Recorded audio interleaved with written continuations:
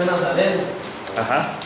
Y él era a veces predicaba ahí. ¿Verdad? Lo que sí dijo es que no sé si le iba a gustar mucho a los reformados. Eso es lo que... Porque el hombre grita mucho y habla. Tal vez... ¿Cómo es? Sí es ameno, pero Sí. Del cabo del verbo, ¿no? ¿Ah? Del cabo del verbo. No. Cabo es del cabo. No sé qué. El cabo. Nunca he escuchado. Es bueno, sí. Bueno, mayormente bueno. Ok, vamos a empezar con el eminente Karl Barth. Estamos entrando a la teología. Ahora, habíamos visto mayormente filósofos, teólogos con tendencia muy filosófica. Este es teólogo, ¿verdad? Teólogo. Y su efecto es principalmente a la teología, no tanto a la filosofía. Ok, oremos.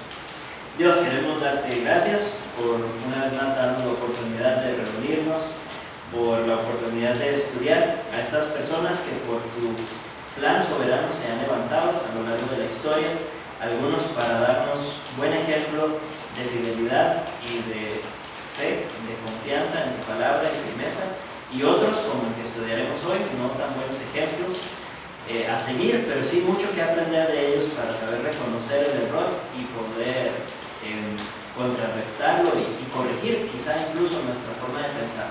Ayúdanos, Padre Santo, a tener luz, claridad y firmeza en las doctrinas que enseñas en tu palabra. Te lo pedimos en el nombre de Jesús. Amén. Muy bien, entonces habíamos estado hablando del existencialismo, ¿verdad? Hablamos del subjetivismo, hablamos de la fenomenología, todo eso que tiene que ver con que ponen como el fundamento para la teología moderna, el pensamiento moderno, de hecho, no solo la teología, sino el pensamiento modernista. Todo el subjetivismo que se mueve a nivel de vocabulario, a nivel de, bueno, y a nivel de la teología, lamentablemente. Ahora con Karl Barth vamos a entrar en algo que pareciera novedoso, pareciera diferente, pareciera refrescante, como casi como un regreso a la ortodoxia después de toda la teología liberal que se había venido dando en la iglesia. Entonces podemos ver en Karl Barth la tendencia que vamos a notar específicamente es la deriva conservadora o la deriva ortodoxa, podríamos decir, o deriva conservadora, que es la idea de que va a sonar cada vez más teológicamente correcto, aunque su teología va a ser cada vez más incorrecta, ¿verdad? Ese es el movimiento que estamos viendo. Entonces habíamos visto, por ejemplo, el racionalismo de la Ilustración, que era abiertamente herético, completamente antibíblico, ¿verdad? Después de eso llegan Kant, Schleiermacher, que los estudiamos un poquito más conservadores en lo que dicen o el vocabulario que utilizan, Ritschl también, pero muy subjetivistas estos últimos, Hermann, Harnack, ¿verdad? Los que vimos la última vez, no la semana pasada, perdón.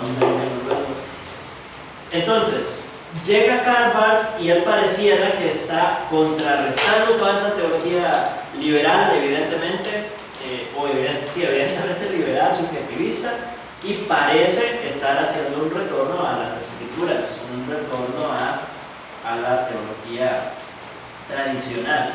Entonces vamos a ver, importancia de Karl Barth. Probablemente el teólogo más influyente y sin duda uno de los más brillantes del siglo XX. Era muy inteligente, no con esto queremos decir que esté en lo correcto, pero Inglés, era muy inteligente. o alemán. Nunca obtuvo un doctorado, y sin embargo es más influyente que muchos doctores en teología. Tenemos esperanza. Durante la Primera Guerra Mundial, la teología de Ritschl no tenía ningún valor pastoral. Si ustedes recuerdan, vamos a ver, estamos hablando de un contexto pesado, ¿verdad? A nivel mundial, de guerra, de matanzas, de destrucción. La gente está asustada, la gente está traumada, tienen problemas incluso con su fe, y el fundamento de su fe está siendo sacudido porque la teología hasta ese momento les venía enseñando que Dios es Padre de todos los hombres, la hermandad de todos los hombres, ¿verdad? Y de repente vienen y se encuentran en este contexto donde evidentemente no hay hermandad de todos los hombres, todo lo contrario.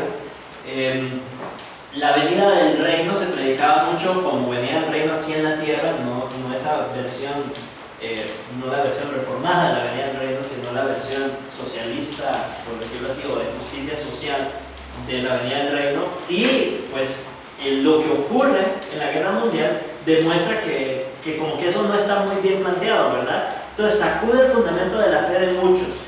¿Cómo actuar como Jesús? ¿Verdad? ¿Qué haría Jesús? ¿Cómo actuar como Jesús en ese contexto de desastre mundial? Entonces, Karl Barth quiere ser pastor y él lo que hace es regresar, sí, a las Escrituras. Y él empieza a estudiar a los reformadores, parece mentira. Y empieza a estudiar a teólogos influyentes, ahí lo ven en el punto D, ¿verdad? Influido entonces también por Kierkegaard, los Blumhardt, M. Keller y San Anselmo, ¿verdad? Y es curioso. De hecho, él lee a Lutero, lee a Calvino. Él se enfoca, él quiere como un regreso a las Escrituras. Sin embargo, lo que empieza a plantear suena como ellos, pero no es lo que ellos enseñaban. Entonces, vamos a ver la dirección que toma Karl Barth. Él empieza con una crítica del neoprotestantismo. Estamos hablando de los enfoques de Schleiermacher, de Ritschl, de Hermann, de Harnack, ¿verdad? Todo ese liberalismo y otros que siguieron en pos de ellos. Entonces, él viene a atacar eso. Entonces, describe este neoprotestantismo o este cristianismo que hemos visto recientemente como subjetivista y psicologista. Porque parte del hombre. Confunde la voz de Dios con la del hombre. Eso es la evaluación de él, de la teología que venía detrás de él, ¿verdad? Reduce la teología a la antropología, porque partimos del hombre, parto de yo, de mi experiencia, de lo que siento, de mi relación con Dios, digamos así, a nivel muy subjetivista, y trata el pecado a la ligera, identifica el cristianismo con la cultura. No hay distinción entre la religión y el mundo, ¿verdad? Entonces, el cristianismo se convierte en un movimiento cultural, más que una expresión de la iglesia como pueblo apartado por Dios. No, se convierte en una expresión cultural. Es como el cristianismo, como que se quejaba de la de Marker. Es correcto. Sí.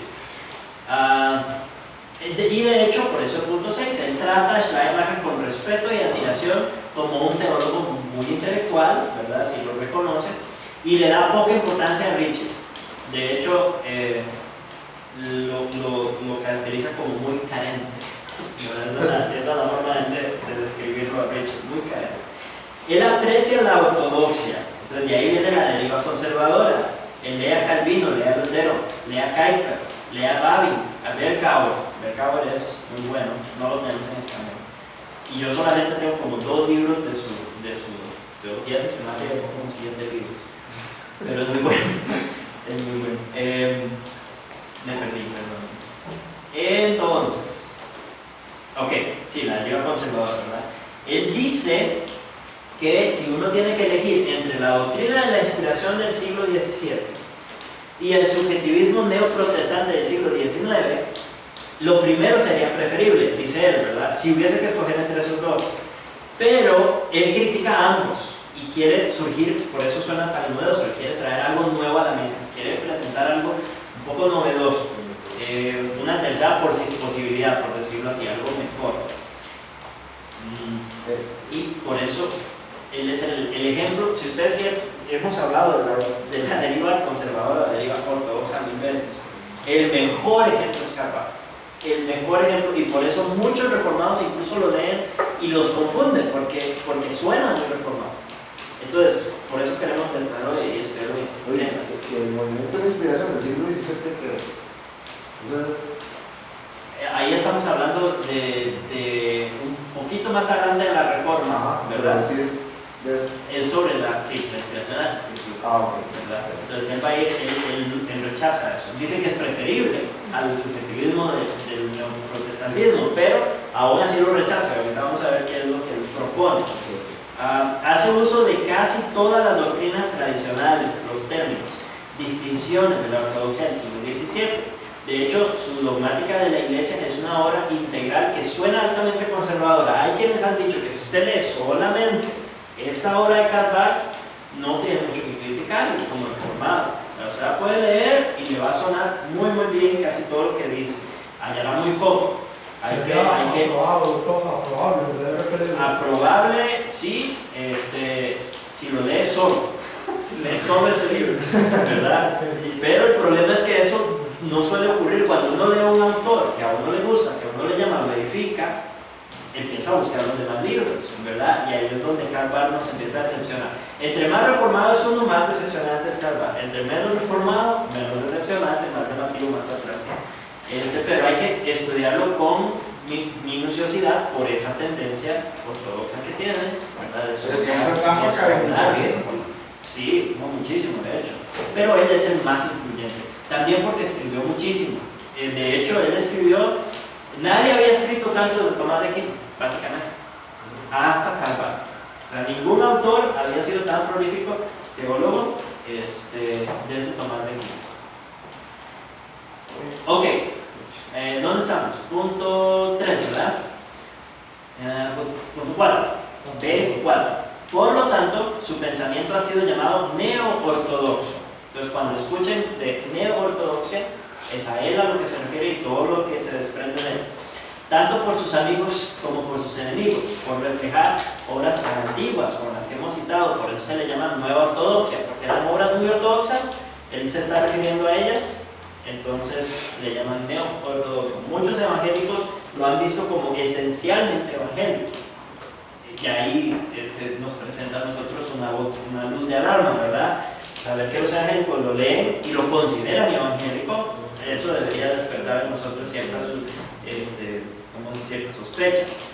Con algunas desviaciones inconsistentes, como la infalibilidad de las escrituras, que eso vamos a estudiar un poco más adelante. Muy bien, punto C. Muchos, sin embargo, han sostenido que Barth está lejos de ser ortodoxo y que de hecho es un pensador muy peligroso desde un punto de vista ortodoxo. Yo me incluyo entre ellos. Berkauer, al principio, recuerdan que muchos autores tienen, ¿verdad?, su versión temprana y su versión tardía. Entonces, el Berkauer temprano, 1930, escribió un libro muy negativo acerca de Barth, titulado Karl Barth. Así se llama el libro. Y bueno, él y otros pensadores holandeses en los años 30, 40 lo criticaron fuertemente, ¿verdad? Estos autores muy ortodoxos. Berkauer más tarde se volvió un poco más comprensivo de Barth, no sé si para bien, para mal o para mal, por eso digo que, de hecho creo que para mal, por eso digo que Berkauer es mayormente bueno. Es muy bueno lo que él escribe, creo que su apreciación de Karl Barth al principio era un poco más correcta. Van Til, en dos grandes libros y muchos artículos, él escribió un libro que se llama New Modernism, Nuevo Modernismo. Él le llama al movimiento de Karl Barth Nuevo Modernismo, y modernismo, entiéndase, la teología liberal, ¿verdad?, que ellos conocían. Nuevo Modernismo, Nuevo Liberalismo, le llaman también. O sea, Van Til escribió en contra de... Sí, Van Til escribió en contra. De hecho, Van Til escribió un libro que se llama Cristianismo y Bartianismo, haciendo eco al cristianismo y liberalismo de Meitner, ¿verdad? Entonces, básicamente, Van Til está... Básicamente Van Til está diciendo que Karl Barth no es cristiano, al poner el título así, ¿verdad? Cristianismo y bartianismo. Karl Barth no es cristiano. Muchos evangélicos ni lo entendían. Solo les gustaba por las palabras elevadas, ¿verdad? Y como estaba incluyendo ese elemento, entonces les sonó atractivo, pero realmente no lo entendían. Y es por eso, es porque es un pensador muy profundo. Y para entender dónde es que se equivoca, dónde están sus errores fundamentales, hay que leer ciertas obras específicas, ¿verdad? Y hay que excavar un poquito.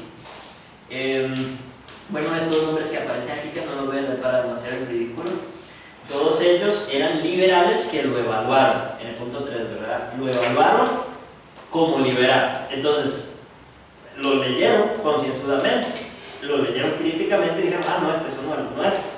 Suena conservador, pero no es conservador, es un liberal.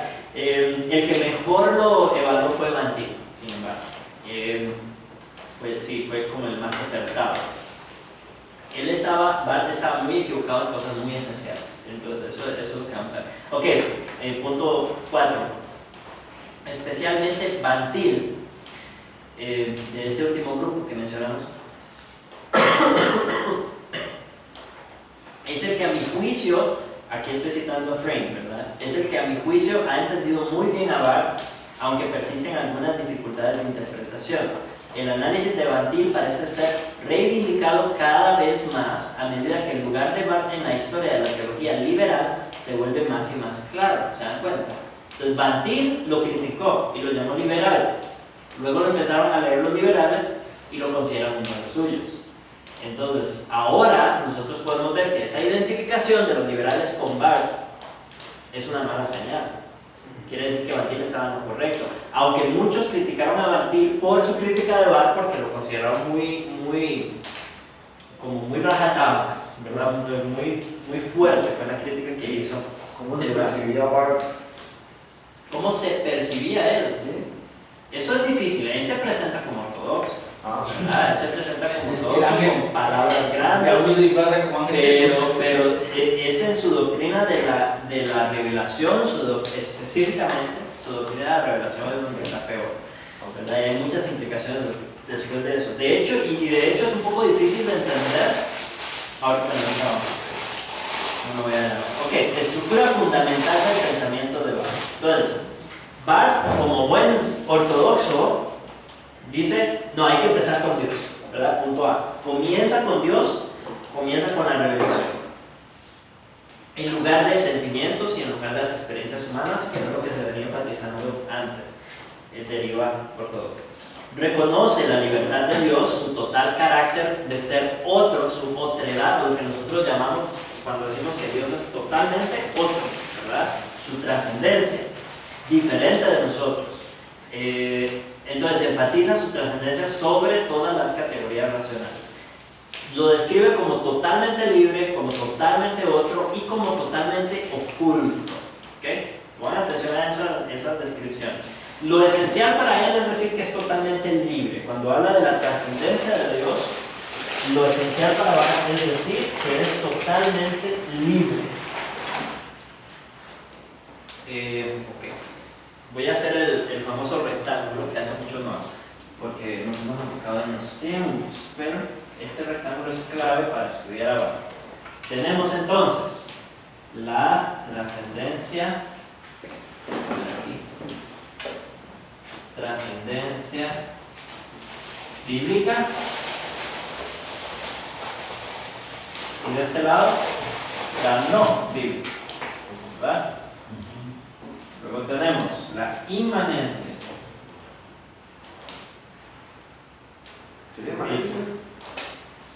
La doctrina de que Dios está presente en su mundo, interactúa con su mundo, se relaciona con su mundo.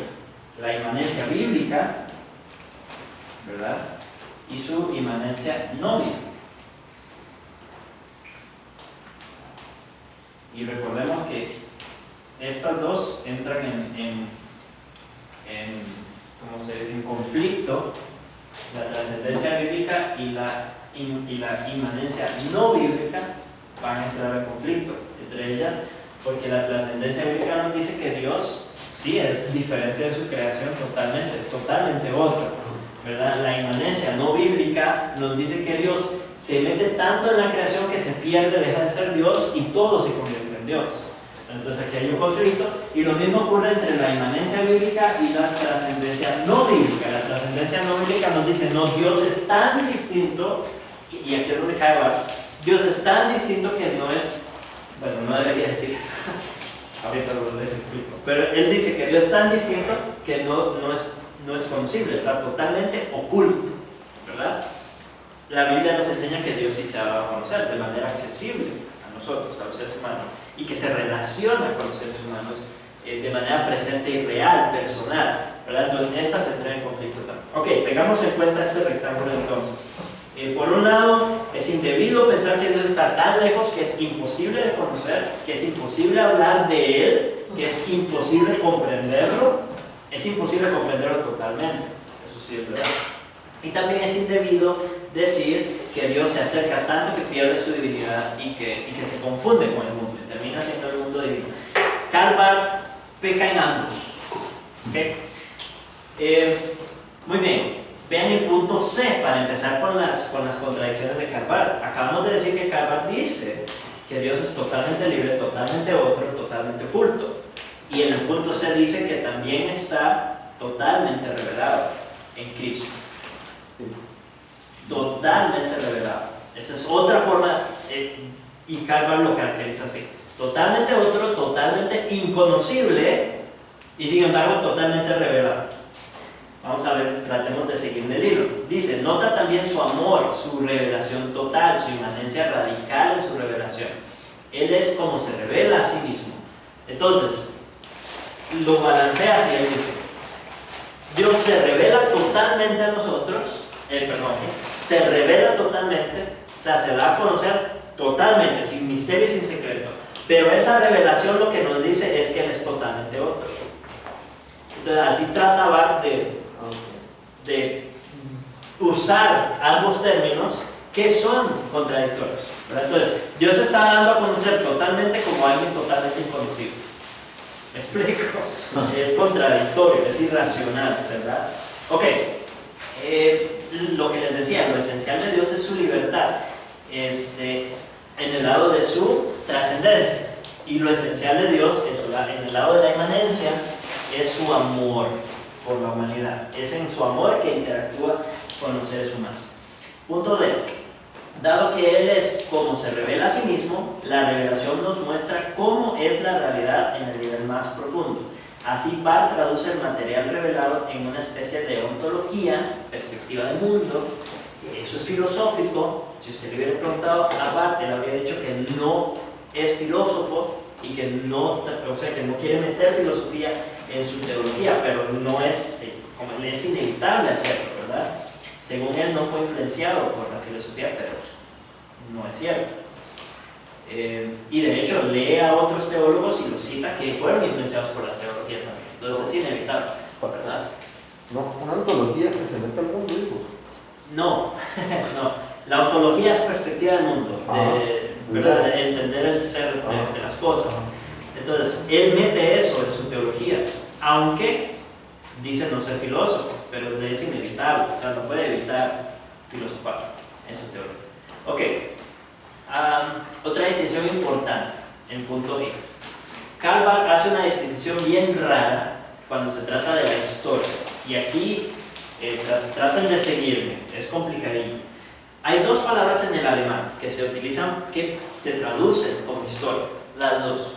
Geschichte es una y Historie, ¿verdad? Las dos son lo mismo. Técnicamente en el alemán no hay gran distinción entre ambas, pero Karl Barth se imagina una distinción para justificar su teología aberrante.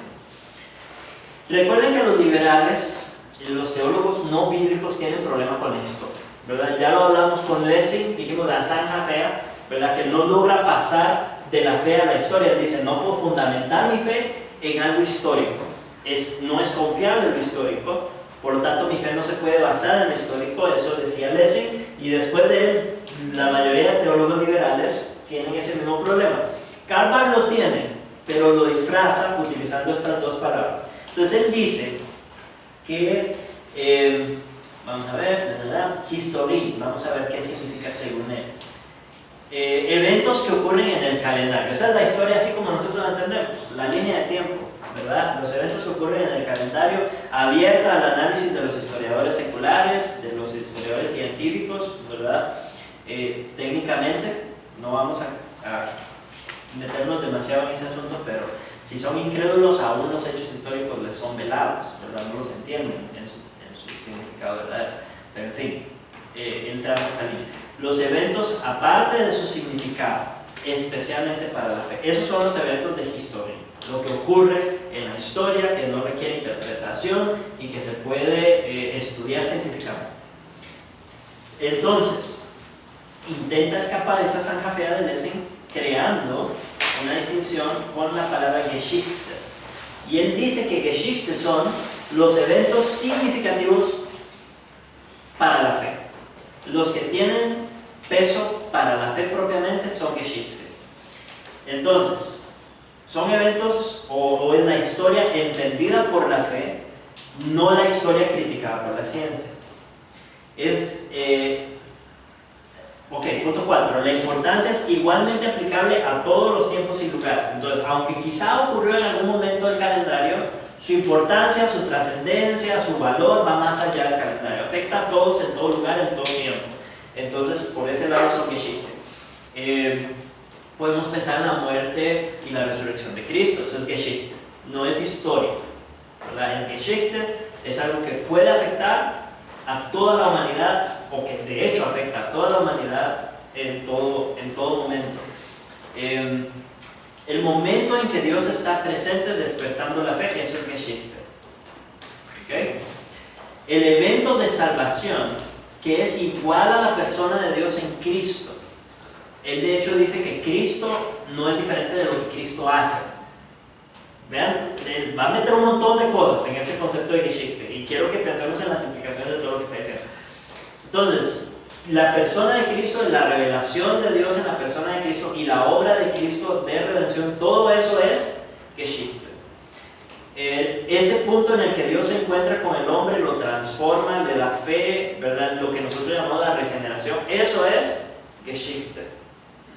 El acontecimiento que demanda algo de mí y que exige una respuesta a un compromiso mío, eso es Geschichte.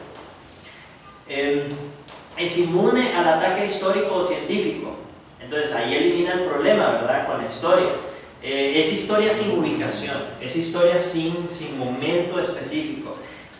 Sabemos que estos eventos ocurrieron solo por la fe, no necesariamente porque hayan sido realmente históricos. ¿Me explico? Podrían no haber sido exactamente tal y como los creemos, pero son lo que son para nosotros por la fe. Eso es Geschichte. El nacimiento virginal, entonces, la alimentación de los 5000, la muerte, la sepultura y la resurrección de Jesús, ¿ocurrieron realmente? ¿No ocurrieron realmente? No es esencial. El punto es que son Geschichte, son importantes, son históricos en ese concepto de historia, ¿verdad? En la medida que me afectan a mí. Entonces, si esto es así, ¿cómo los podemos distinguir? Y todos ellos son Geschichte. Todos entran dentro del mismo saco. ¿Okay? Vean las ecuaciones que se desprenden de eso. Puesto que Cristo no es otra cosa que su obra, Cristo y su obra son lo mismo, entonces el evento de la redención es Geschichte y Él, la misma persona de Cristo, es Geschichte, ¿verdad?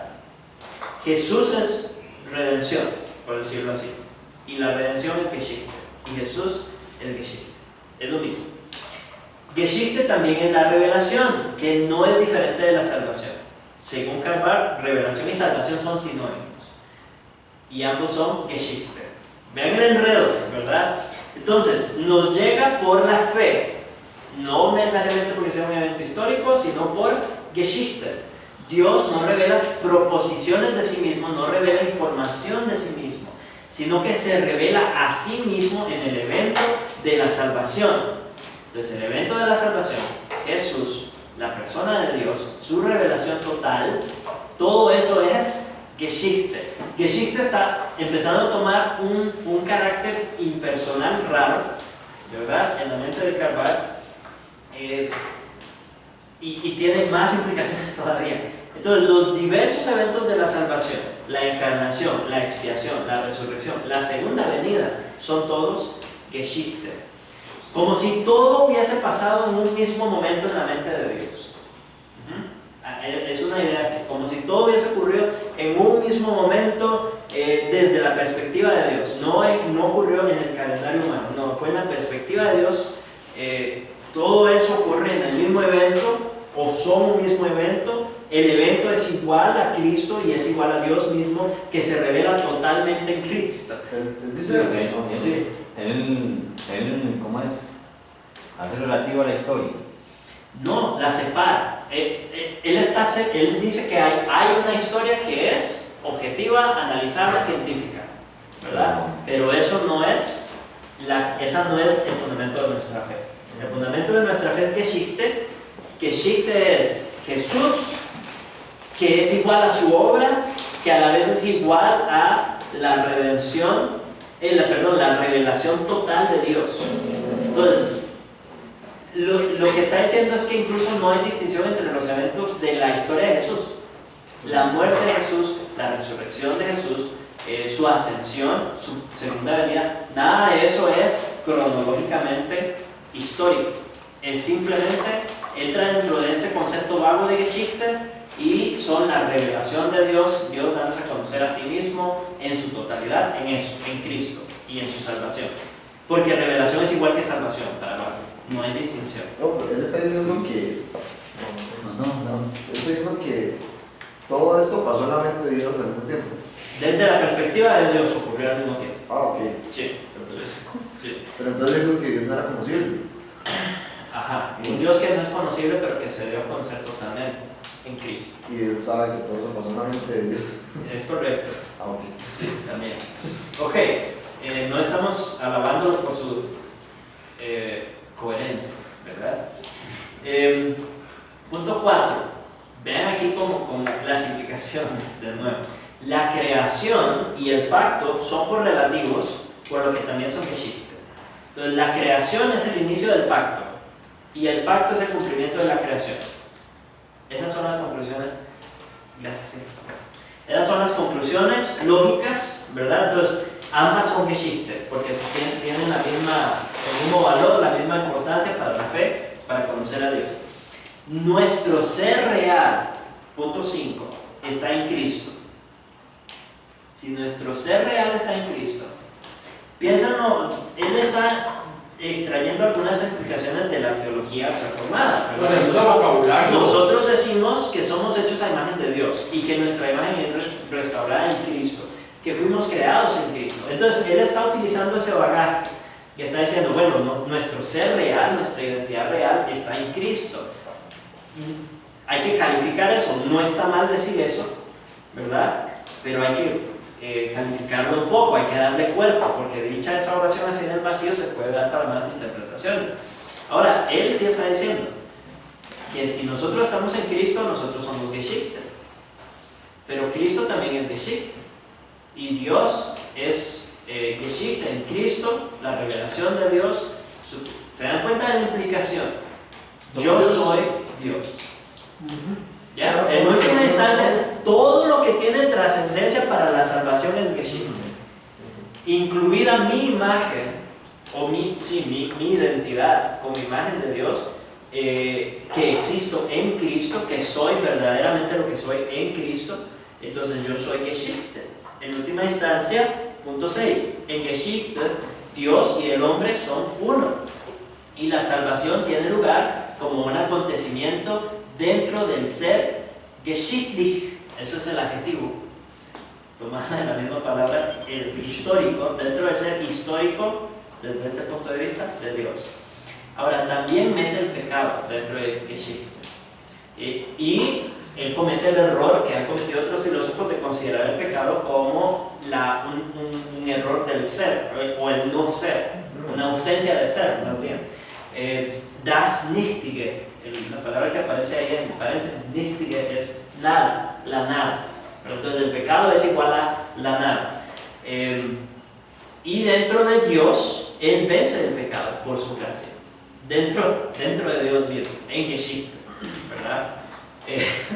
Entonces, bueno, aquí tal vez me voy a detener un momento nada más para repasar algo que vimos en el curso anterior en cuanto a considerar el pecado como ausencia de ser. El pecado no es un problema del ser, ¿verdad? No es un problema ontológico, por decirlo así. Es un problema ético. Entonces, en la filosofía, tenemos las 3 ramas de la filosofía que son Ética, metafísica, epistemología. ética, metafísica y epistemología.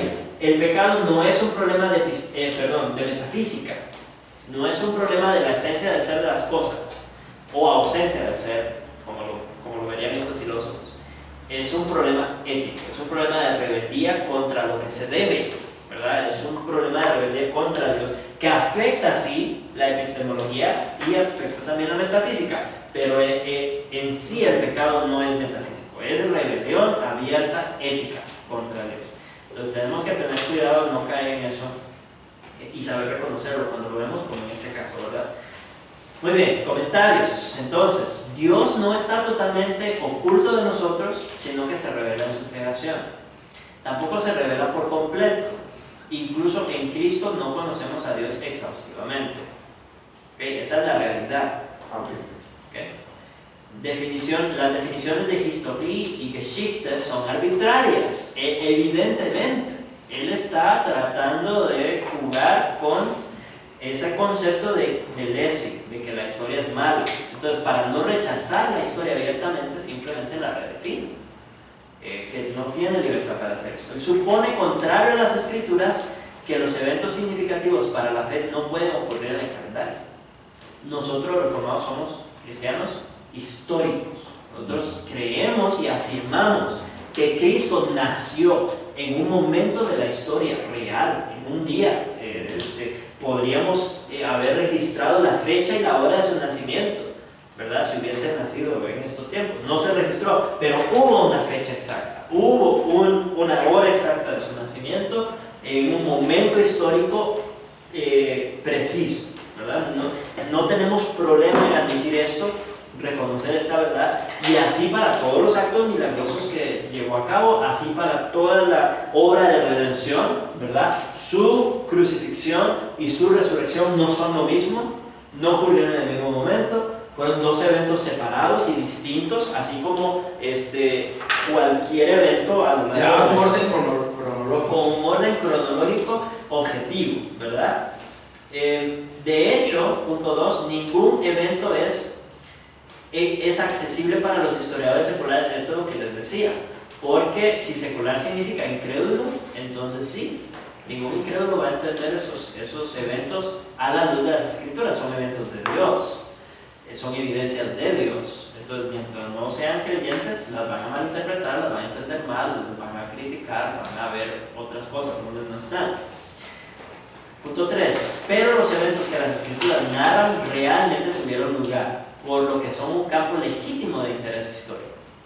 Jesús es histórico, y todo lo que ocurrió durante su vida es histórico, tan histórico como Hitler, tan histórico como Nerón, tan histórico como Cristóbal Colón, ¿verdad? Es 100% histórico y accesible en ese sentido al estudio, ¿verdad? Y a la crítica. Ahora, como les decía, no lo van a entender bien los incrédulos. Punto 4. Igualar todas las verdades bíblicas con Geschichte tiene connotaciones panteístas. ¿Ven lo que les decía? Si Dios es Geschichte, la expiación es Geschichte, Cristo es Geschichte, nosotros somos Geschichte. Entonces todo es Dios. Al final todo es Dios. Dios es todos y todo es Dios. Las ecuaciones que vimos ahorita en contra de la intención de Bach reducen la historia del Evangelio a verdades eternas. Entonces, solamente son verdades eternas, no eventos históricos. Estos eventos históricos del Geschichte son todos lo mismo, ¿verdad? En la mente de Bach, son todos lo mismo. Por eso no me queda bien claro esto que usted dice. Reducen la historia del Evangelio a verdades eternas. Sí, o sea, que ya deja de ser algo que ocurrió en la historia y se convierte simplemente en proposiciones sin cuerpo, por decirlo así. Y de hecho lo rebaja, ¿verdad? Lo reduce al igualar la expiación, al igualar la muerte con su resurrección, con su nacimiento original. Todo eso es lo mismo. Ni siquiera entiendo claramente cómo llega él a estas conclusiones, ¿verdad? Pero es por ese temor extraño de la historia que tienen los teólogos liberales. Es un temor extraño de la historia. Y creo que tiene que ser por falta de fe, ¿verdad? Es la única explicación. Porque creen que la ciencia, que los historiadores tienen cierta potestad sobre lo que ellos investigan. Entonces, si cuestionan la existencia de Jesús y cuestionan los milagros, tal vez no cuestionan su muerte, pero cuestionan su resurrección. Entonces él le da tanto peso, o estos teólogos le dan tanto peso a lo que dicen los supuestos historiadores seculares, que terminan tambaleándose en su fe, ¿verdad? Porque dicen, no, pero lo que la Biblia dice es una cosa y lo que dicen los historiadores es otra. y en su mente quizás las dos cosas tienen la misma autoridad o no sé. Entonces por eso termina Barth inventándose dos historias o dos conceptos de historia arbitraria para poder sostener su fe sin tener que criticar lo que los historiadores están proponiendo, ¿verdad? O las preguntas de los historiadores. No había azúcar. Yo le iba a echar, pero no estaba seguro. No. Sí, por favor. Yo no soy tan buen reformado como otros, que los toman sin azúcar. Pues el paganismo tiene mucho de obviar mucho la historia. Sí, sí. Porque a mí me extrañó que mi hermana, que tiene 23 años, está pecadora, se llama José, ella pensaba que era mentira. Ella pensaba que era mentira, que le han echado la culpa a los cristianos cuando no, era un quemó Roma. Ella pensaba que eso era una fábula. Y dijo, vaya a ir a comentar, lea historia. Y se pone que se dio cuenta que era cierto. Sí. Yo creo que no tanto el paganismo, bueno, sí, pues sí, puede llamarse el paganismo, pero es más el pensamiento modernista, subjetivista, ¿verdad? Que la historia no es objetiva. La historia no es objetiva, no hay proposiciones objetivas, de hecho, de nada. Sí, es lamentable. De hecho, es un desastre. Estudié en la escuela de historia y los profesores me topaban, son muy reservados. No emiten juicios, ¿verdad? No emiten juicios. A la historia. A la historia no, a Cristo. Ah, de verdad. No dicen que no pasó, pero no dicen que pasó. Sí. Porque yo sí sé, mi profe de historia antigua se me dijo que sí pasó. Que sí pasó. Sí pasó, pero porque si es un campo estudiado y está como comprobado. Pero igual no quieren emitirlo porque no quieren hacer Pero nada. que sí pasó, ¿qué? Que sí pasó, que murió y resucitó. Eso sí. Es que con la muerte no hay tanto problema. Eso sí, La pero. dificultad está en la resurrección. Pero sí lo he escuchado decir que. Qué curioso, pero ¿por qué? Es que a mí me embargan muchas preguntas. ¿Por qué si eso es así, que tenemos ya 200 años de pura levadura? ¿Por qué? 200, No, sí, pero digamos, sí, ya es lo más bravo, Sí, siglo sí, XIX. Sí. ¿Por qué entonces no cambian el almanaque? Ya esa historia de que estamos en el año 1900 o 2013. No, lo han cambiado. Ya lo han cambiado. Las universidades ahora promueven utilizar, siguen con la misma contabilidad, ¿verdad? Sí. Seguimos estando en el año 2019. Pero dicen 2018 de la edad común. Después de la era común. Lo peor es que usan la misma fecha. Sí, usan la misma fecha, sigue siendo Cristo el centro, ¿verdad? Porque sería demasiado, me imagino, caótico cambiar. Primero que no sabrían dónde empezar, dónde ponen el año 1, ¿verdad? ¿Qué punto de referencia? Tendríamos que estar, según su pensamiento, estamos en el año, no sé, 40 millones, quién sabe cuánto, porque... No, 40.000 millones de años, ¿verdad? Por lo menos hasta la extinción de los dinosaurios. Entonces... Sí, es un poquito complicado, ¿verdad? Ok, entonces, punto 4 del F. No hay razón bíblica para identificar el ser de Dios o el de Cristo con cualquier evento. Es lo que él hace. Él iguala a las personas con los eventos, ¿verdad? Cristo no es diferente de lo que hizo. El esquema Historiengeschichte refleja el esquema fenomenal neoguménico de Kant y por lo tanto la dialéctica racionalista y racionalista que ya la hemos visto bastante, pero pueden leer más adelante. El Evangelio de Barth: ya estás en Cristo, así que actúa así. Él es sumamente universalista. De hecho, él escribió un libro para gente encarcelada y esto fue el Evangelio que les predicó. Eso es lo que voy a preguntar, ¿eres universalista? No, sí, de hecho. Okay, esto es lo que él predicó, no predica arrepentimiento y fe, no, esto les dijo a los encarcelados: ustedes ya están en Cristo, así que actúen así. Pero para él todo el mundo, todos los hombres están en Cristo. Sí, correcto, porque todos son Geschichte. Y Cristo es Geschichte, y la humanidad, su identidad está en Cristo. Ok.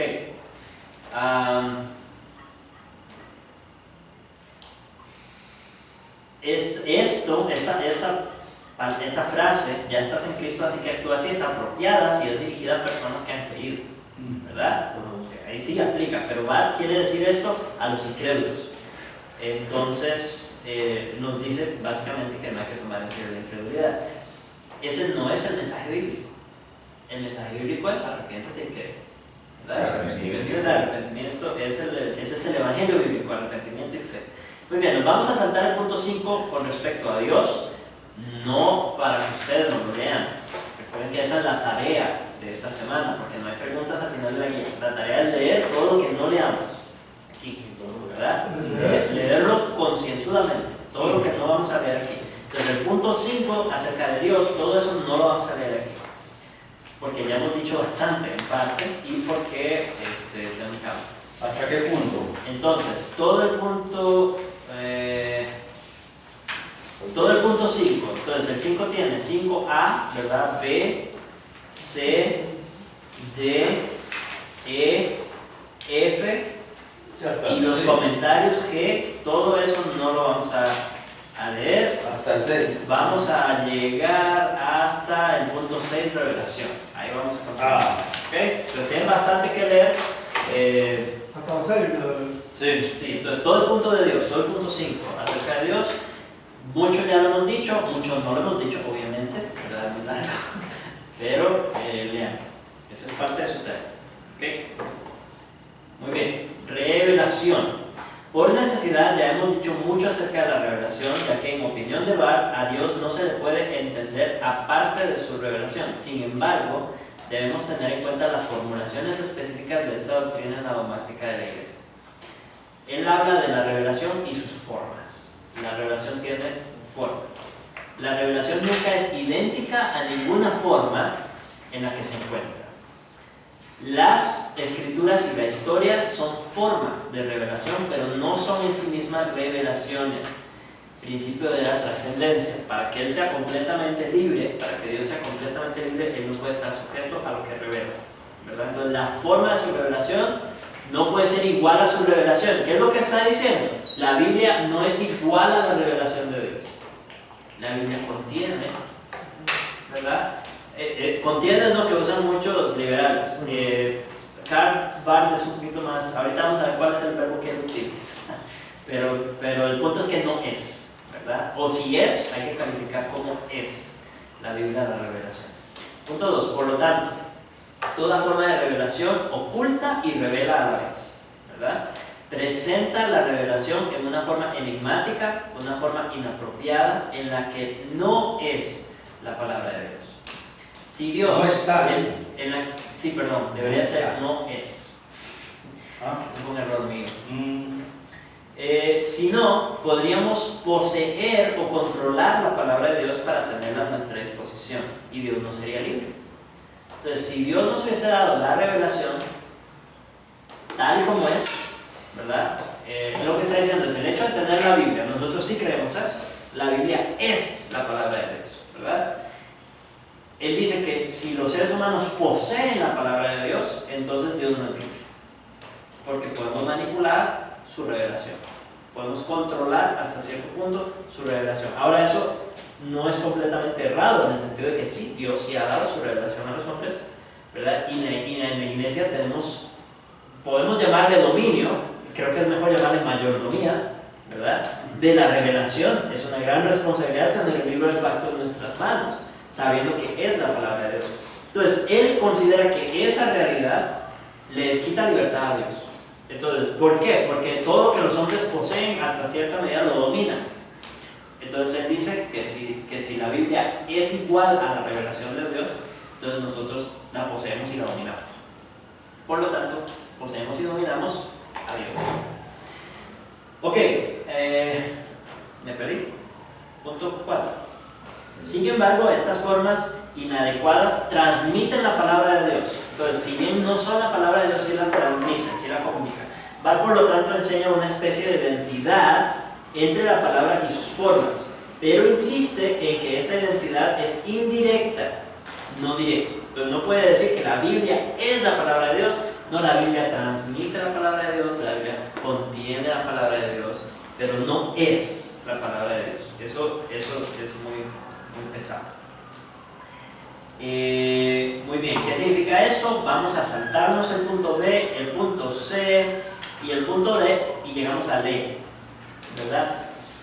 Alguien dijo que si queremos entender a Bar, este punto E es esencial para entender. ¿Okay? Esto es como Part 101. Los 3 modos de revelación. El primer modo de revelación es Cristo. Fundamentalmente, la revelación es nada menos que Jesucristo mismo. Entonces, la revelación es Dios mismo. La revelación es Dios y Dios es la revelación. Jesús es la revelación, Jesús es Dios, la revelación es Jesús. Así es como él entiende Juan 1, ¿verdad? Que en el principio era el verbo era, él estaba con Dios y el verbo era Dios. Esa es la idea de donde se desprende esto. Entonces la revelación es Jesucristo, que no está equivocado. Jesucristo es la máxima revelación de Dios, nosotros afirmamos eso. Ahora, argumentos. Las declaraciones bíblicas sobre la identidad de Dios con su palabra. Dios sí se identifica con su palabra, ¿verdad?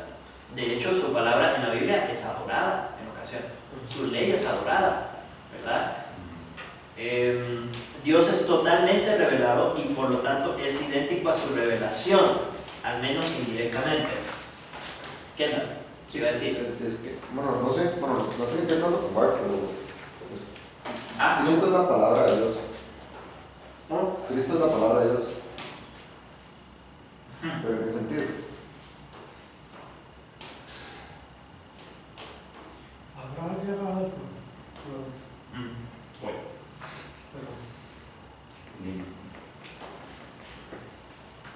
Cuando decimos que Cristo es la palabra, el verbo, ¿verdad?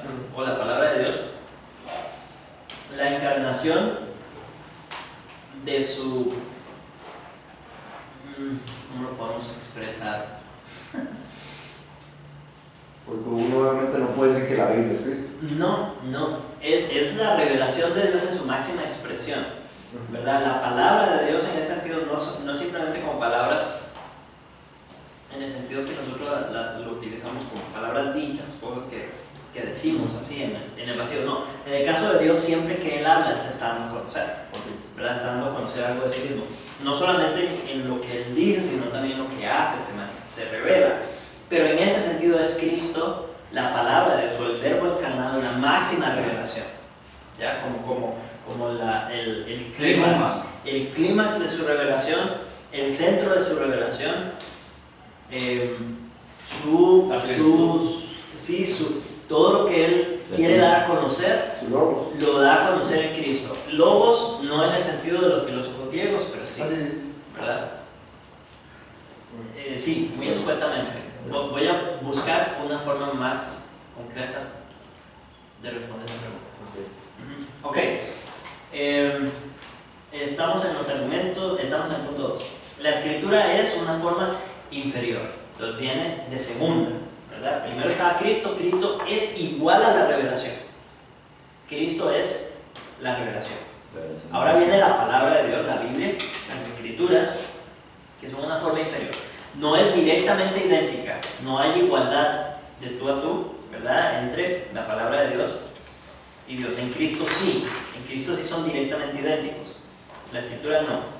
Él está en contra de la doctrina tradicional de la inspiración verbal. Nosotros creemos en la inspiración verbal de las escrituras. Y él está en contra de esto por estos argumentos que les decía hace un rato, porque nos permite poseer y controlar la palabra, ¿verdad? De Dios. Y es cierto, la tenemos, la poseemos y en cierta medida la controlamos en el sentido de que la administramos, ¿verdad? Y la predicamos. Y somos conscientes de que es la palabra de Dios. Él dice, no porque eso nos daría un dominio sobre Dios mismo. Entonces, elimina también cualquier posibilidad de ofensa, según él, decir que la Biblia es idénticamente la palabra de Dios, o que es inspirada verbalmente. ¿Qué quiere decir inspiración verbal? Estoy dando por sentado que lo saben. Es que no, yo entiendo que es puede haber un estilo literario, pero el mensaje es que lo da Dios. La doctrina de la inspiración verbal es que toda la escritura es inspirada por Dios, palabra por palabra. ¿Ya? Esa es la idea, palabra por palabra, que no hay palabras más inspiradas y palabras menos inspiradas. Es que toda la Biblia, de principio a fin, desde en el principio hasta la mente de Apocalipsis, todas las palabras ahí son inspiradas por Dios. Entonces que cuando Dios dice, por ejemplo, en 2 de Timoteo, que toda la escritura es inspirada por Dios y útil, nosotros entendemos Dios mismo está diciendo eso. Eso viene de Dios. Todo lo que Él cuenta, los eventos históricos que narra, todo, absolutamente todo. No hay una palabra, no hay un fragmento, no hay un versículo, no hay un artículo que no haya sido inspirado por Dios. Entonces esa es la inspiración verbal. Nosotros creemos en la inspiración verbal de las Escrituras. Según él, esto es buscar seguridad aparte de la fe, según va en contra de la justificación por fe, porque empezamos a justificarnos en la medida en que creemos, aplicamos, nos aferramos a o confiamos en la palabra de Dios, y no en Cristo, sino en la palabra de Dios. ¿Ya? Entonces para él eso es contrario a la fe. Pero qué contradicción, porque él dice que la revelación es Cristo. Sí, pero por eso él dice, no, si la revelación es Cristo, entonces yo me tengo que aferrar a Cristo.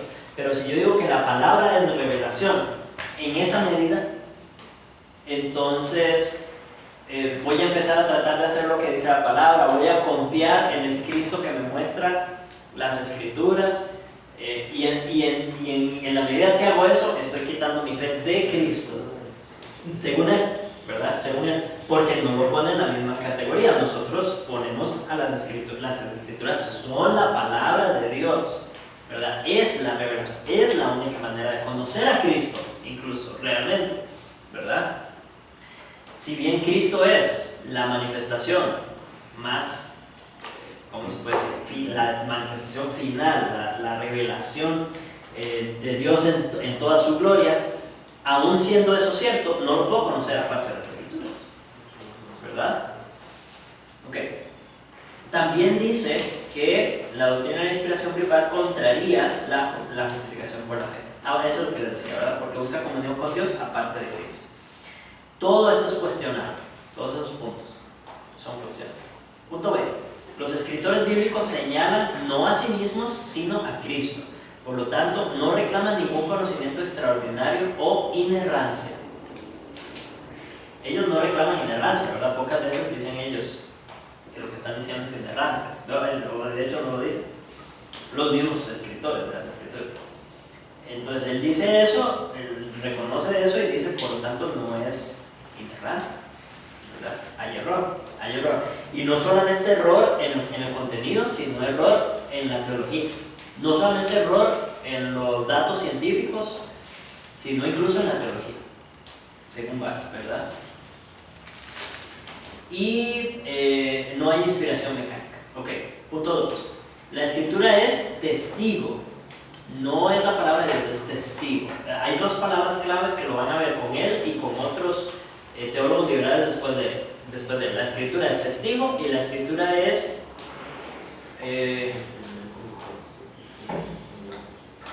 testigo y es medio, no es medio la palabra. Instrumento. La escritura es testigo. Está ahí. El punto 3. Es que en el punto 6 dice que no hay inspiración mecánica. Pero Pero nosotros también creemos que no hay inspiración mecánica. Sí, ahí sí, porque eso habla también Mention, Sí. que no es mecánica. Es algo que Dios les dictó, Es orgánica. es orgánica. No, ahí estamos de acuerdo. No es orgánica. Punto 6. Punto 2. La escritura es testigo. Recordemos que aquí estamos diciendo lo que él dice. Sí, ¿Verdad? Los comentarios que he hecho sobre lo que dice Marcos, eso es lo que estamos haciendo. Porque está. En eso no se pero equivocan. eso está En correcto. eso no se equivocan, no hay nada que decir. No hay ningún comentario, nada que acotar. Punto 2. La escritura es testigo. El primer y principal testigo de Cristo. Perdonen. No vamos a desechar absolutamente todo lo que dice Barth. Eso sería un error. Porque sí hay cosas que dice que son acertadas, ¿verdad? Lamentablemente la mayoría de lo que dice, para lo que nosotros consideramos esencial y lo que estamos estudiando ahorita no es acertado, pero no hay que cometer el error tampoco de desecharlo completamente todo lo que dice como en este caso, ¿verdad? Que decir, no hay inspiración mecánica, lo dijo Vargas, no, entonces está equivocado. Eso decía hay inspiración mecánica. No hay inspiración mecánica, tenía razón. Ok. Entonces, la Escritura es el primer y principal testigo de Cristo. Confiamos en ella por su contenido, ¿okay? Porque fueron escritos hechos por los que vivieron con él, que le conocieron, que le vieron. Entonces, por eso es confiable. No es confiable porque sea la palabra de Dios. Es confiable pues sí, porque no por su autor, sino por su contenido propiamente, porque lo que tiene es confiable. Nada más. La Escritura es un instrumento o un medio de Dios para producir una nueva revelación en el presente. Entonces, es revelación, recuerden eso lo hemos visto antes, es revelación en el momento que me habla a mí. Es revelación en el momento que produce fe en mí. Pero eso no es de Cristo, ¿sí? En ese, no es de Cristo, ese pensamiento. sí, correcto. Y lo leía, ¿verdad? Ok, la Escritura es un instrumento, ya dije. Cuando Dios así lo elige, escuchamos en las Escrituras la palabra de Dios. Entonces, las Escrituras contienen la palabra de Dios, pero no lo son. Cuando eso sucede, la Escritura se convierte en la palabra de Dios. En la ortodoxia, la Escritura es la palabra de Dios. En el liberalismo antiguo, la Escritura contiene la palabra de Dios. En Barth y otros pensadores no ortodoxos, la Escritura se convierte en la palabra de Dios. Llega a ser la palabra de Dios en un momento específico en nuestra interacción con ella. Sin embargo, podemos incluso decir que la Escritura es, según Barth, la palabra de Dios, si con eso queremos expresar la fe en que este evento continuará y que Dios sigue usando una palabra humana para hablar su propia palabra. Entonces lo califica. ¿Ven?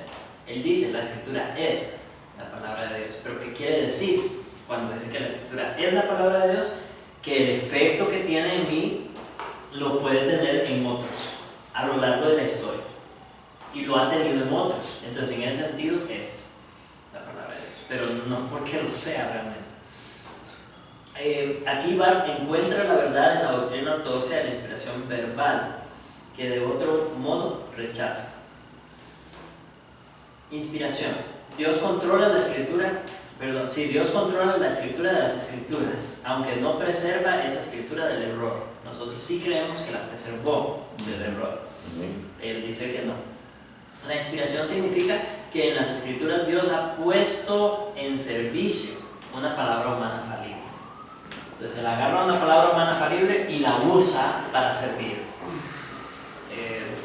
para la salvación, o lo que sea. Ok, infalibilidad. Los autores de las escrituras pueden errar, esto ya se los dije, y han errado, solo en asuntos seculares.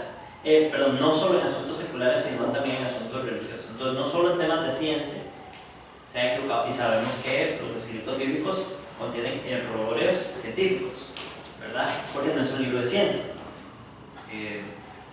Ni siquiera debería llamarse errores, simplemente no es un libro de ciencias, no es su propósito comunicar datos científicos, aunque no es contradictorio a la ciencia.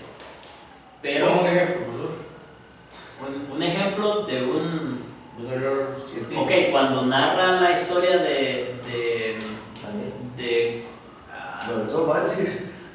sí, lo del sol, No, ¿verdad? Sí, yo tampoco me acuerdo. El dato que dice es que el sol se detuvo, ¿verdad? Sí, Es un error científico. Porque el sol, sí, el sol no se detuvo la Tierra, sí, ¿verdad? Bueno, no sabemos qué ocurrió si hubiese detenido la Tierra, también habría salido todo volando, según dicen los físicos, ¿verdad? Por la gravedad. Si está dando vueltas y de repente se detiene. Pero la gravedad no es porque da vueltas. No, la gravedad no es porque da vueltas. No es porque es un objeto grande que atrae. Correcto, pero estamos en movimiento. Ajá. Y si se detiene, ¿qué pasa con todos los seres humanos?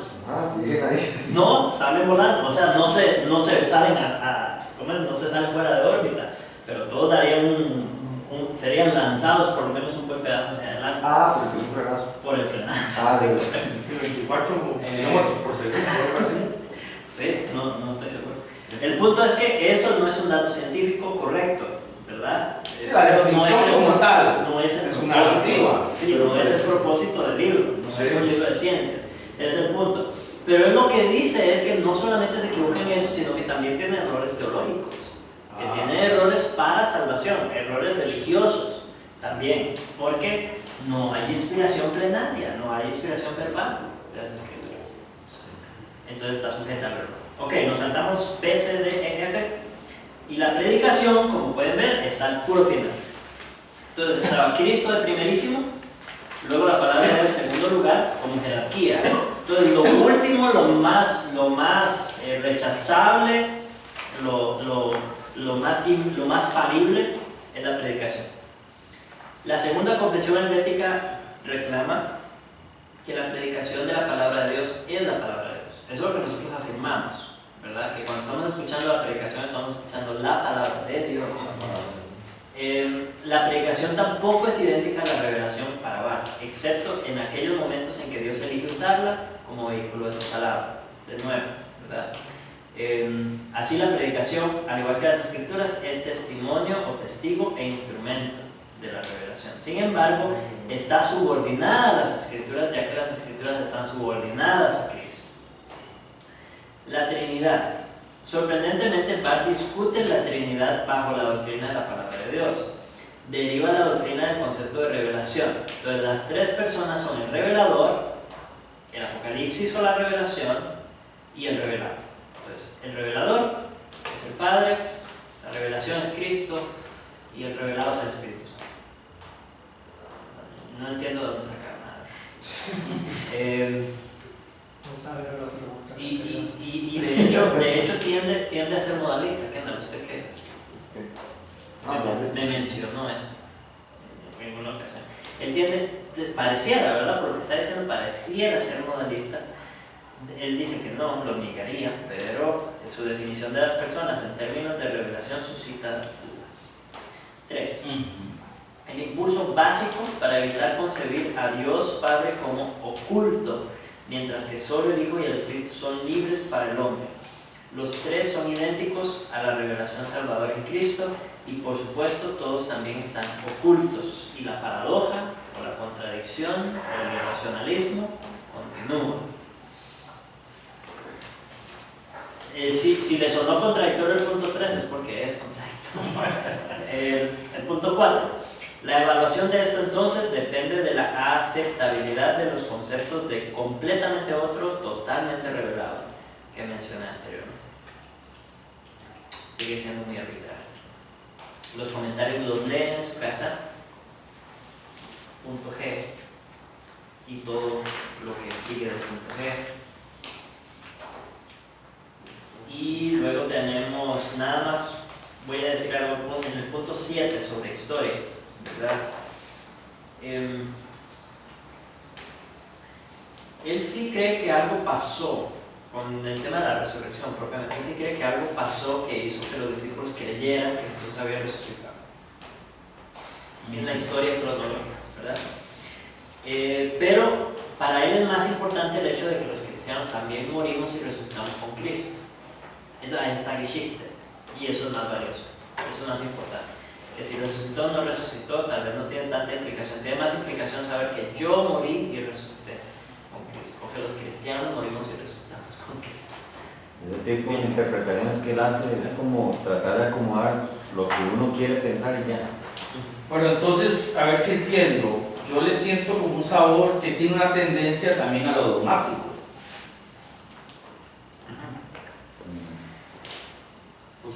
Es lo que dice también Meiji. Uno puede creer un evento histórico. Cristo murió, es un evento histórico. Desde el momento que usted le pone por nuestros pecados, se convierte en un dogma, en una esa es la interpretación. Esa es la interpretación, ya es un dogma como tal, una doctrina. Sí. Y de ahí la deriva conservadora. Ahora, lo que pasa es que para él, primero, la confusión que hace de los eventos de que todos son lo mismo. Y por otro lado, si ocurrió o no ocurrió, no es tan importante, ¿verdad? Si ocurrió en la historia cronológica, en la historia del calendario. Tenemos que oponernos fieramente a esa tendencia, ¿verdad? Fieramente. La Biblia no permite que pensemos así. La Biblia habla de eventos, narra eventos reales, en un momento y en un lugar. Y si es cierto, somos incorporados en ese evento de manera misteriosa, ¿verdad? En nuestra unión con Cristo somos incorporados en el evento de la crucifixión, incorporados en el evento de la resurrección. ¿Cómo funciona eso? No lo entendemos plenamente, ¿verdad? Pero eso es lo que la Biblia enseña. Es un evento histórico real en el calendario, en el cual nosotros también fuimos incorporados. Si uno como reformado estudia Bar, le va a desagradar cada vez más. Eso es lo que va a ocurrir. Si usted empieza a leer a Bar, y lo digo para ustedes que están presentes y para los que nos van a escuchar, si empiezan a leer a Bar y les suena cada vez más atractivo, cada vez más edificante, cada vez más positivo, evalúe su fe reformada. Es que eso es lo que quiero decir, profesor.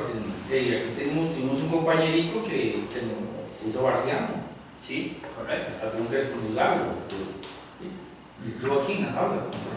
Sí. Entonces es necesario hacer la advertencia. Ahora, yo ya les hice mi recomendación y la tengo en pie todavía. No pierdan su tiempo leyendo lo que ya otros leyeron y ya les dijeron que no es bueno. Cuando hay tantísimo, mucho más que leer que sí va a ser edificante y bueno. ¿Okay?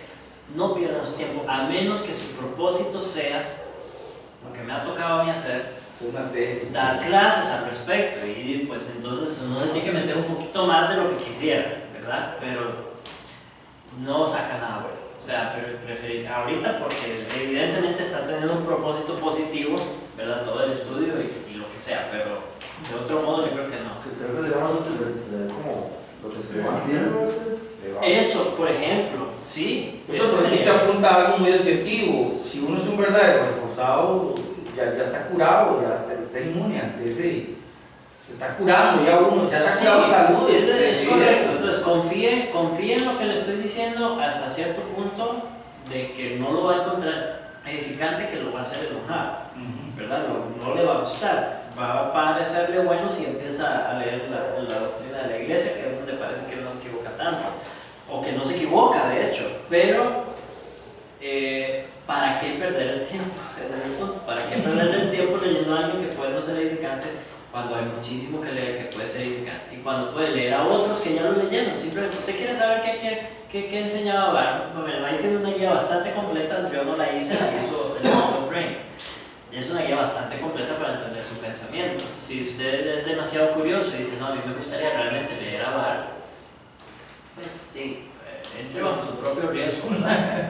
Ya sabe lo que le espera, sabe lo que Está bien agarrado. Ese libro automático de la iglesia valdrá la pena leer o no. Es que ese es el punto. Hay otros que ya han escrito sobre la iglesia desde una perspectiva sanamente reformada, totalmente confiable. Entonces, ¿para qué nos vamos a detener a leer a un teólogo liberal? Aunque lo que diga esté bien. ¿Me explico? Esa es mi posición. Ahora, yo sé que es controversial y habrá muchos que no estarán de acuerdo. No lo apliquen a las escrituras. Eso es todo. No aplican las escrituras. Las escrituras léanlas ustedes. También lean lo que otros dicen de las escrituras, pero ahí no aplica, ¿verdad? Obviamente. No se puede tomar esa posición en todo. Y si la quieren tomar, pues muchos les han dicho que son buenas, entonces léanlas. Muy bien, tenemos 30 minutos para Emil Brunner. Ya, todo lo demás está ahí. ¿Okay? Todo lo demás lo leen de tarea. Y vamos a pasar a Emil Brunner, que es discípulo de Bar. Entonces no va a estar muy diferente de Bar, su énfasis es un poco diferente. Es más viejo que Bar. Es más viejo que Bar. Ah, no, sí, no. A veces los discípulos superan al maestro. En este caso, un poco, pero porque este Emil era muy viajero, entonces lo conocieron más. Se dio a conocer un poco más porque andaba de una para otra. Bueno, que trasfondo. Discípulo de Bar. Aunque Bar discrepaba con él fuertemente en la teología natural y otros asuntos, Brunner dijo al final de su vida que siempre había sido un bartiano. Su distintiva marca de personalismo, ese es el énfasis de él, le debe mucho a Ebner, también Oman, Buber y varios existencialistas, y también Germán, que ya lo estudiamos.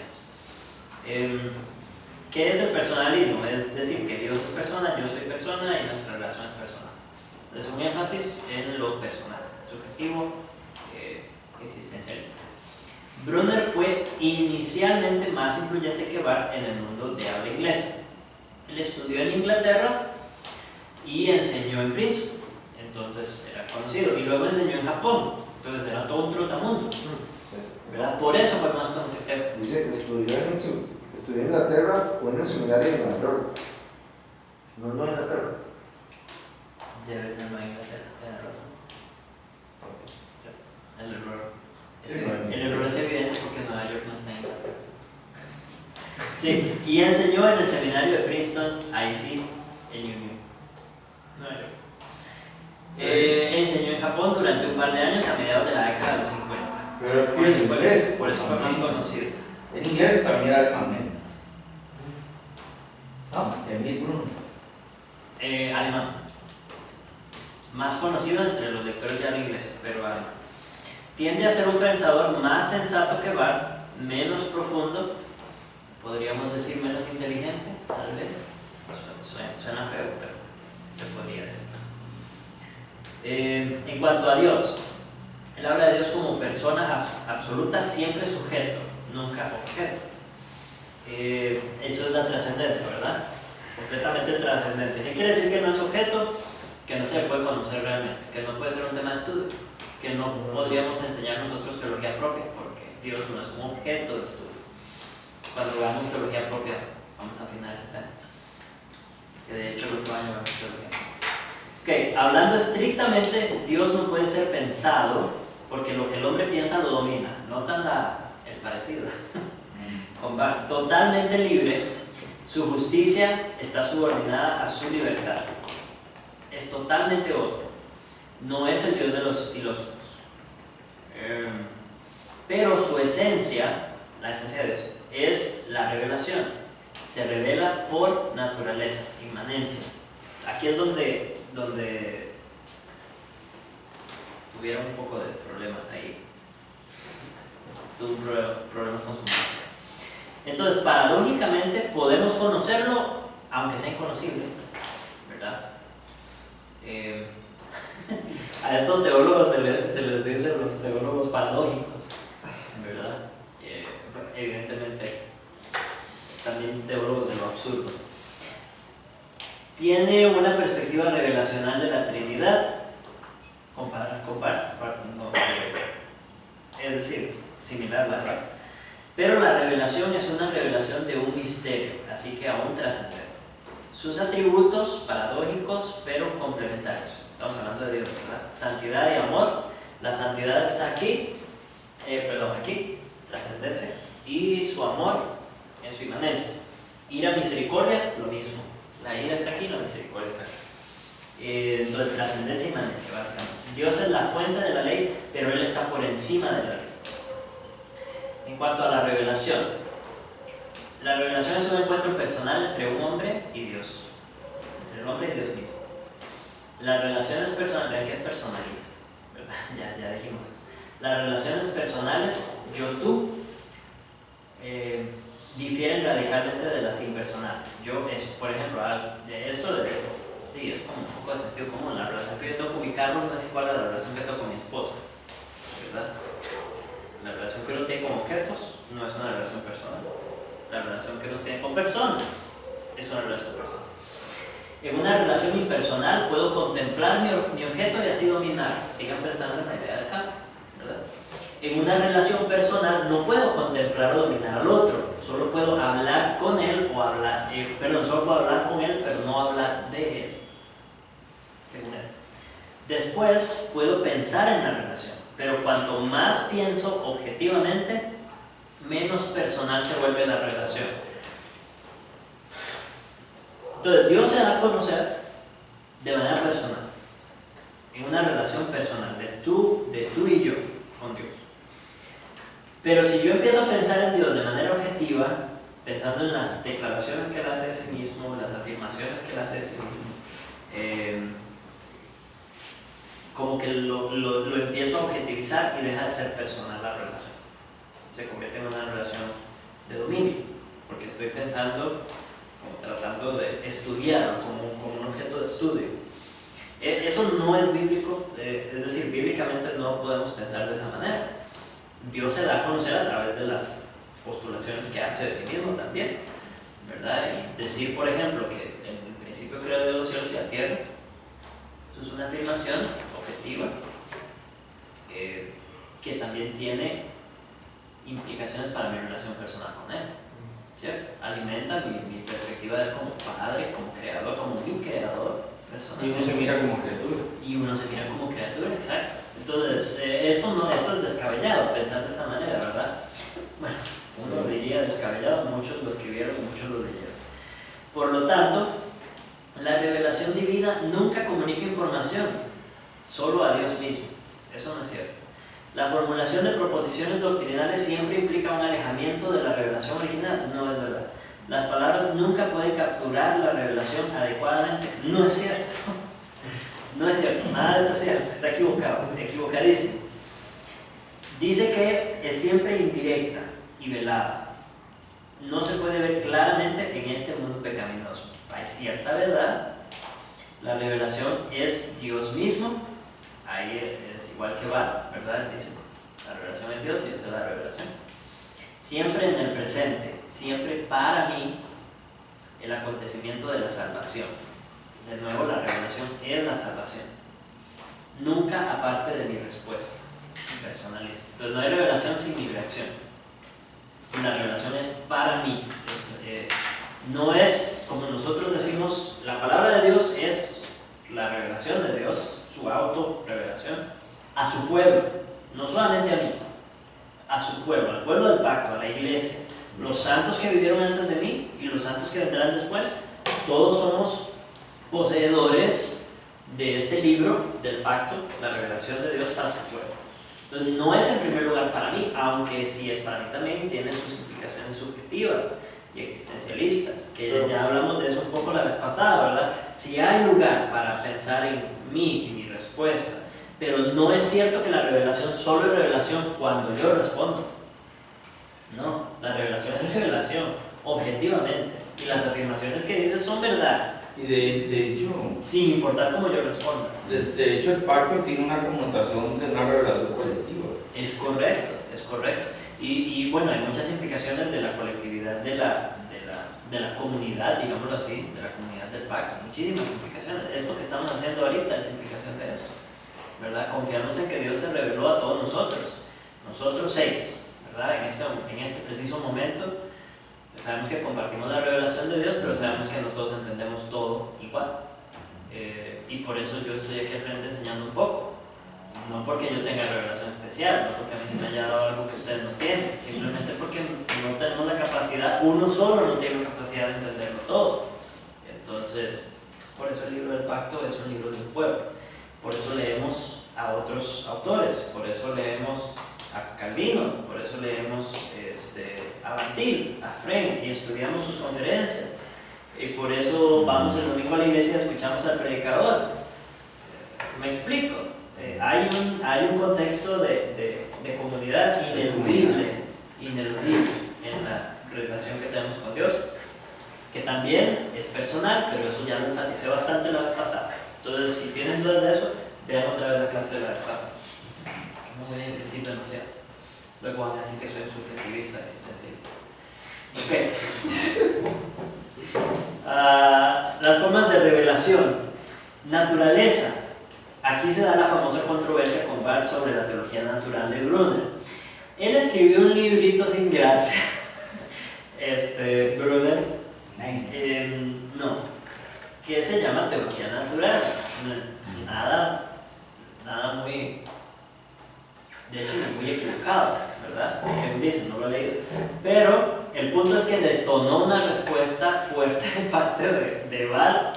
Y el libro de Barth simplemente se llama Nein. Así, Nein se pronuncia. ¿Es alemán? No. Ese es el título del libro. Una respuesta al libro del pobre Brunner, que no estaba buscando ningún mérito de nada. Y Barth lo lee y dice no. Simplemente su respuesta es no. Y escribe toda una respuesta al libro de Brunner bajo ese título. Brunner sostiene que a pesar del pecado, el hombre caído tiene cierta capacidad para comprender esa revelación en la naturaleza y en el corazón humano. Juzguen ustedes. ¿Está equivocado o tiene razón? No, está equivocado porque hay un punto de la doctrina de la gracia es la total depravación del hombre. Aquí no se escapa nada.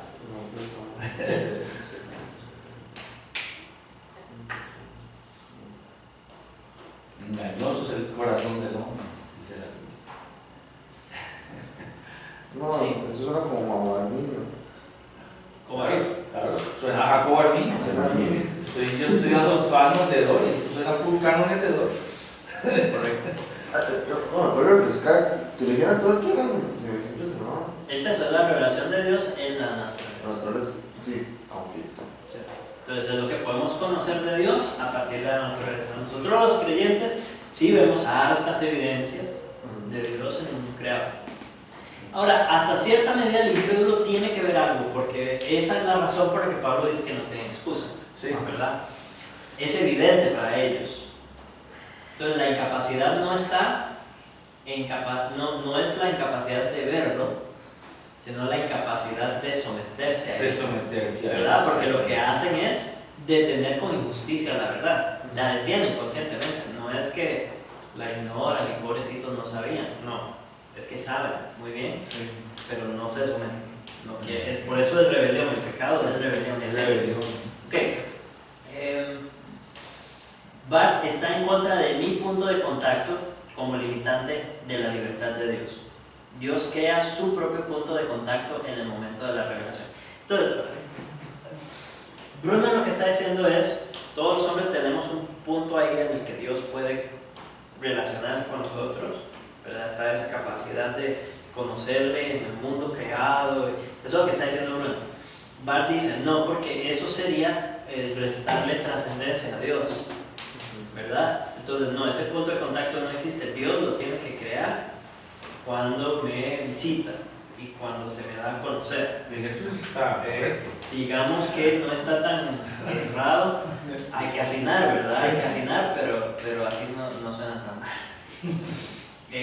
Nosotros le llamamos a eso regeneración. Si quisiéramos entenderlo en términos ortodoxos, reformados, bíblicos, para Bart,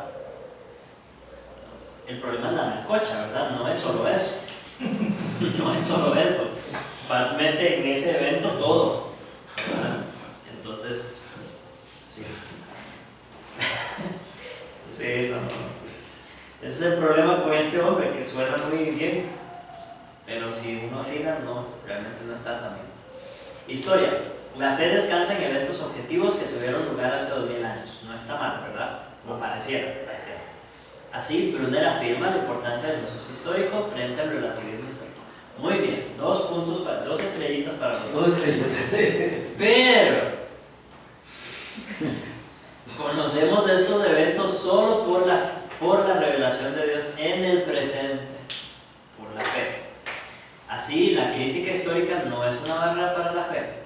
Brunner tiende a ser más escéptico que Bart sobre los milagros, el nacimiento original, la resurrección, etc. Incluso, ahí lo perdimos, quítale las estrellas. Incluso se pueden plantear preguntas sobre la existencia histórica de Jesús. Se le cayeron todas. Entonces, ¿qué es esa fe? ¿Qué es esa fe? ¿A qué se refiere cuando dice que nos viene en el presente, la revelación en el presente por la fe? ¿Fe en qué? ¿De qué está hablando? Hay que afinar, no nos podemos quedar simplemente con esas declaraciones. Así la revelación no puede ser identificada con nada histórico. ¿No será que esa fe es en la realidad? Yo creo Como él que la concibe. es más como experiencia. Experiencia, sí, en experiencia. Sí, muy circunstancial, muy experiencial.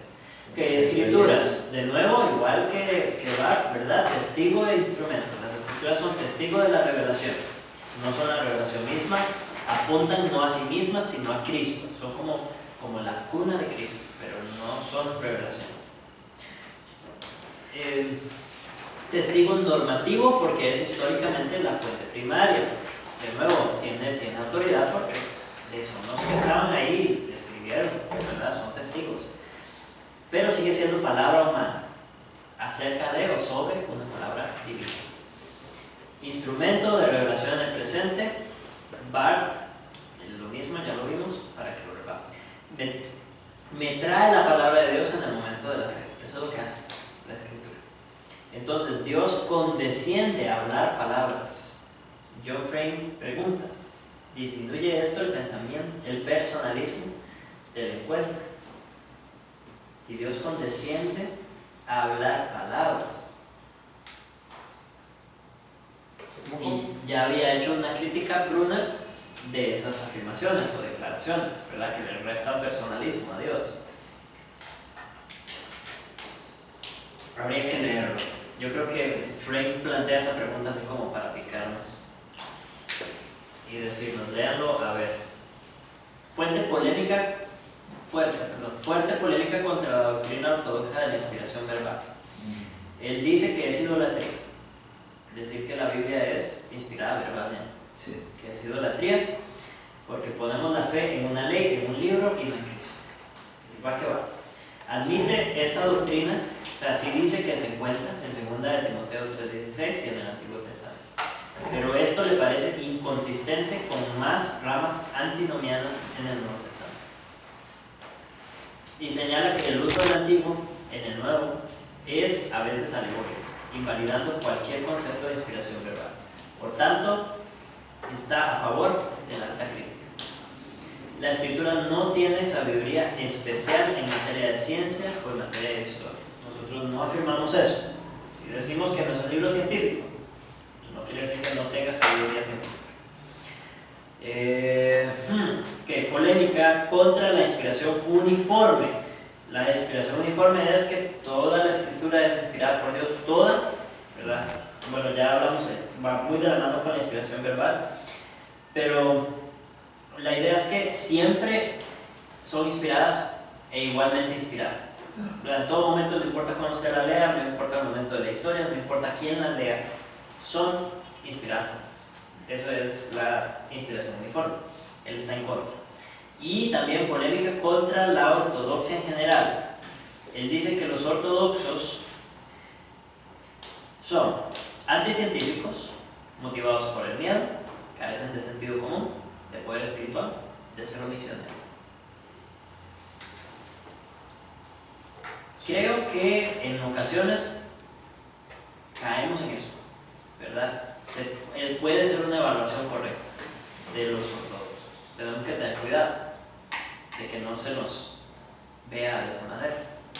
Ahí tenemos que ser buenos mayordomos de la imagen de la iglesia, mayordomos de nuestra imagen. Porque... Pero ¿Pero por qué? ya, ¿por qué dice eso? Yo tengo entendido que hay muchos científicos creacionistas.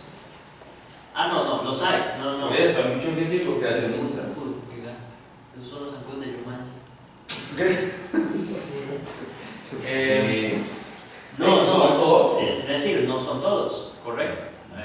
Pero el punto es que la iglesia ortodoxa, vamos a ponerlo así en esos términos, para ser un poquito más generales, puede dar aires de ser poco misionera, ¿verdad? Puede dar aires de ser poco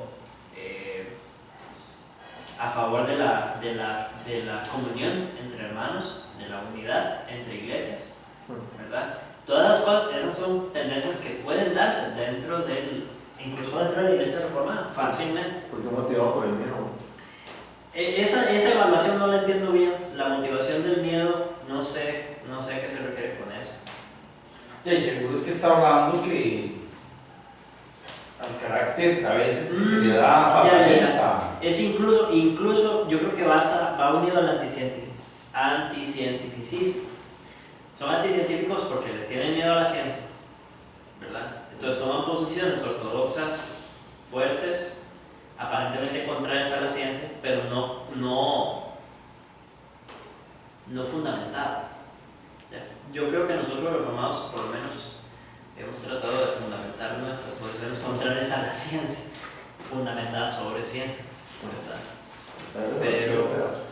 Pero no todos los cristianos son así. Muchos cristianos simplemente dicen, no, Dios creó el mundo en 7 días, pero y creen que las evidencias del evolucionismo son válidas. Entonces, por temor, simplemente no discuten y se vuelven, ¿verdad?, cerrados. Nada más dicen, no, pero la Biblia dice esto y punto. Y no hay un punto de diálogo. El cristiano debería poder dialogar con la evolución, no tenerle miedo a la evolución, sino dialogar con ella para desmantelarla, ¿verdad? Parte del propósito de estos cursos que estamos llevando ahorita.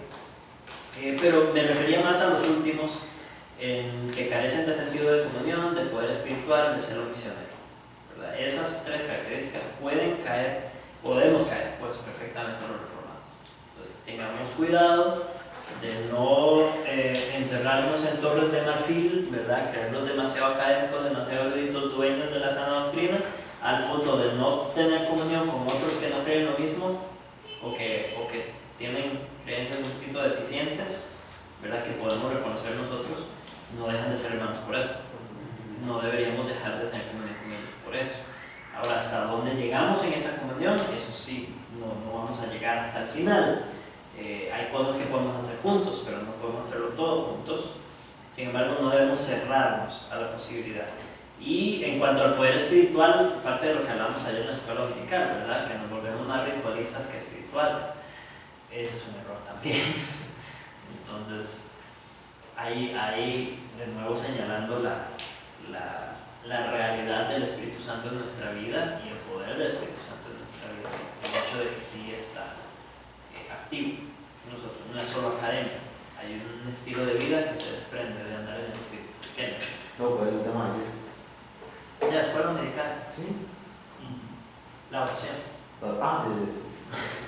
Sí, pero vamos totalmente. Sí. Y finalmente el celo misionero, ¿verdad? Porque muchas veces, lamentablemente, la consecuencia, no sé si es la más lógica, yo creo que no lo es, pero es la más común de la predestinación, de conocer la doctrina de la predestinación, es que se reducen las ganas de evangelizar. Y eso no debería ocurrir, todo lo contrario, ¿verdad? Todo lo contrario. Si algo debería motivarnos a evangelizar sin temor, es el hecho de que allá afuera hay elegidos y que no depende de nosotros y que no tenemos que llevar números, llevar cuentas de cuántos levantaron la mano y cuántos hicieron la oración de fe. No nos toca hacer eso. De verdad se nos quita ese peso de encima. Eso es una carga. Yo no sé cuántos de ustedes vienen de iglesias dispensacionalistas también. Claro. ¿Verdad? Donde es una carga, Sí. Salir a evangelizar es una carga, porque usted quiere de alguna manera coaccionar a la otra persona para que acepte a Cristo. Entonces debe haber un celo misionero real, motivado por la realidad de que hay elegidos allá afuera. Están esperando escuchar el Evangelio para responder. Una dependencia del poder de Dios. Dependencia del poder de Dios, correcto. Entonces no estoy diciendo, yo creo que él no estaba pensando en nosotros, obviamente, ¿verdad? O en nuestra rama necesariamente, pero sí me puso a pensar la evaluación que hace. Y creo que podríamos caer en eso si no somos cuidadosos. En cuanto a la fe y la razón, estamos a 5 minutos. Las relaciones personales se evocan mejor mediante formulaciones paradójicas, en oposición a un sistema de verdades objetivas. La encarnación es la paradoja absoluta. Aquí Kierkegaard había dicho algo parecido. La razón, pensamiento que domina su objeto, es apropiada para nuestro trato con el mundo, pero es apropiada para los asuntos de fe. La paradoja también es importante debido al pecado. La controversia entre la palabra de Dios y el pensamiento humano. La fe, por lo tanto, vive en la incertidumbre objetiva. Esto es compatible con la certeza subjetiva. Debemos decidir, la elección es nuestra. La fe nos hace contemporáneos con Cristo, siempre nos cambia. La fe lleva su propia evidencia. De hecho, todo conocimiento comienza con suposiciones no demostrables. Involucra acción. Las declaraciones de fe no son verdades, sino fórmulas para la acción. Mucho que criticar. Muy bien, el punto 6 les queda para lectura en casa.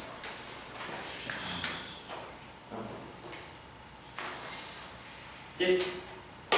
Entonces vean que la tarea de esta semana es leer todo lo que leímos.